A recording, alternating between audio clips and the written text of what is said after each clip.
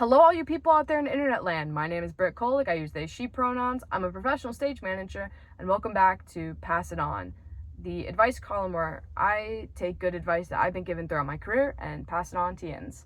And today we're talking about one of the biggest red flags in theater, and that's if you can't talk to anybody in the company, get out.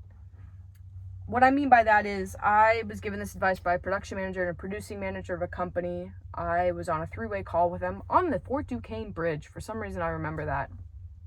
And we were talking about some frustrations and some concerns. And I sort of felt bad because I felt like I was, for all intents and purposes, bitching. And they go, well, it's our job to distinguish what's just your frustrations, which you're allowed to have your frustrations, but what's frustrations and what's actually concerning and what we need to go about fixing. And I had presented a lot of very real concerns, and in the end, they also just let me bitch. And I thanked them both for that, and I appreciated that, and I appreciated having that safe space. And they both told me, if you do not feel comfortable talking to anybody in a company, get out. You should feel comfortable voicing, at the very least, realistic concerns and real problems that you're having. So, flash forward like probably 2 years, I'm working for a company that I'm working for a company that they own the building that they operate in, that their shows go on, they own the theater. And my box office and house manager come up to me while I'm trying to get stage manager stuff done, and they said, hey, toilet's clogged. And I said, okay, why are you telling me? They said, oh, we were told we have to tell you. I said, okay, well, that's going to be the artistic director and the technical director's problem. Do you want me to let them know in my rehearsal report? Because in the rehearsal report, and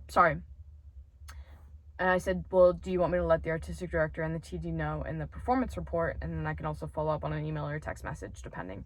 And they both sort of got this look on their face, like, we don't want to talk to the AD or the TD. And I said, okay. And they go, can't you just text the ATD? So I texted the ATD, even though I knew that wasn't really correct. I did it so that they felt something. And when I texted him, he was like, yeah, I'm not going to be able to fix it. It's going to be AD, TD's problem.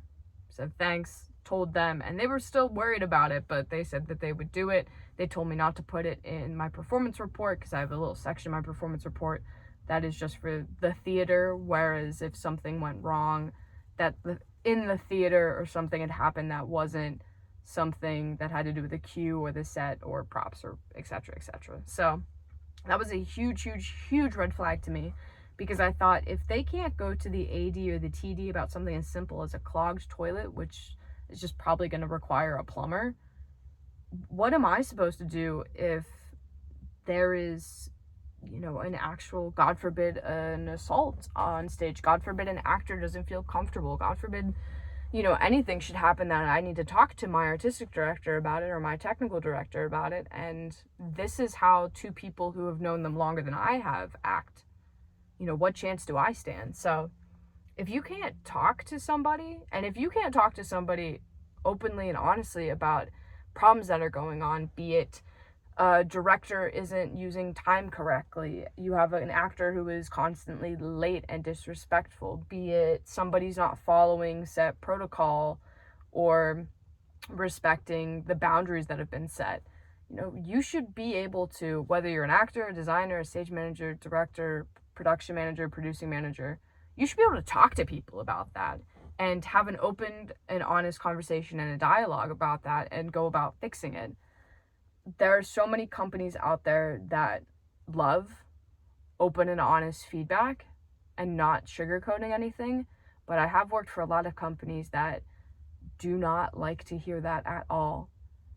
And the companies that don't like to hear that, GTFO. Because if you don't want to hear about real problems and real concerns, then that means that you don't care about safety and you don't care about the quality of your production. And there were two things I worried about as a stage manager: safety and quality. So if you can't talk to anybody in the company, GTFO.